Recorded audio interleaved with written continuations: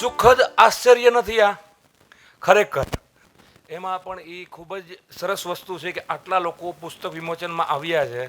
તો like companion, true companion જેને કહેવાય ને, તો એનું રીઝન એ પણ છે જગદીશભાઈ કે મને પોતાને ડિજિટલ કરતાં હાર્ડ કોપી પુસ્તક જે છે એ વાંચું. કારણ કે એની જે આમ કહ્યું કે ને 52 થયા મને, તો એની જે સ્મેલ છે એમાં આપણે લખી શકીએ, નોટ કરી શકીએ, અંડરલાઇન કરી શકીએ, આ બધી વસ્તુઓ એમાં આપણે થઈ શકે. તો એ વસ્તુ બહુ જ સરસ છે એક વસ્તુ. બીજી વસ્તુ નિશ્ચલભાઈની ચેલેન્જ જે ઓલરેડી કાર્ડમાં વ્યક્ત કરી છે જગદીશભાઈએ. બાયોગ્રાફી લખવી એટલે પેલું કેવું છે ખબર છે, પિરિયોડિક મૂવી બનાવવા જેવું.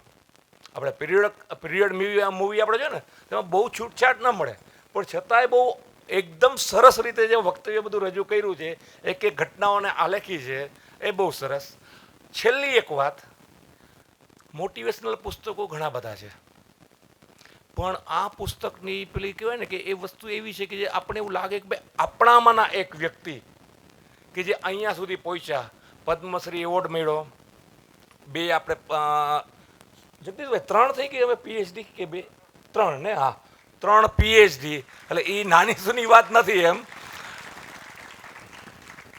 અને એ જ્યારે તમે એ પ્રસંગો અંદર વાંચશો ને, તો હું તો મતલબ જગદીશભાઈ હું આપને ઓળખું છું, હું નાનો હતો ત્યારથી એમ. ભલે આપણો પરિચય ઓફિશિયલ 8-10 વર્ષ થયા, પણ નાનો હતો ત્યારથી.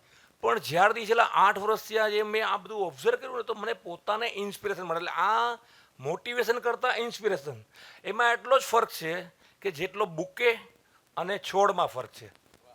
એટલે અહીંયા તમે જુઓ ને તો કેટલું સાત્વિક, આપણે કહે ને સાત્વિક જમવું, તો અહીંયા પણ એક એક વસ્તુની જે ધ્યાન રાખવામાં આવ્યું છે, તો મોટિવેશનલ પુસ્તક અને આ પુસ્તકમાં એટલો જ ફરક છે જેટલો બુકે અને ઇન્સ્પિરેશન અને મોટિવેશન. તો આપ સૌને વિનંતી કરીશ કે આ પ્રસંગે આપ હાજર રહ્યા છો, તો બહુ સરસ વક્તાઓની વચ્ચે વધારે હું નહીં આવું, પણ અહીંયા આ બુક બહાર જગદીશભાઈ એનાઉન્સ કરી શકું? હા, આજના દિવસે સ્પેસિફિકલી 3 પુસ્તકોની બીજી ભેટ છે એની સાથે બહાર અવેલેબલ છે જ. અને જે મેં વાંચ્યું અને જે થોડા નજર મારી નિશ્ચલભાઈ, ખરેખર એ હેડ્સ ઓફ ટુ યુ કે આ બધી વસ્તુ આટલી સરસ રીતે વ્યક્ત કરવી. Thank you very much. Thank you.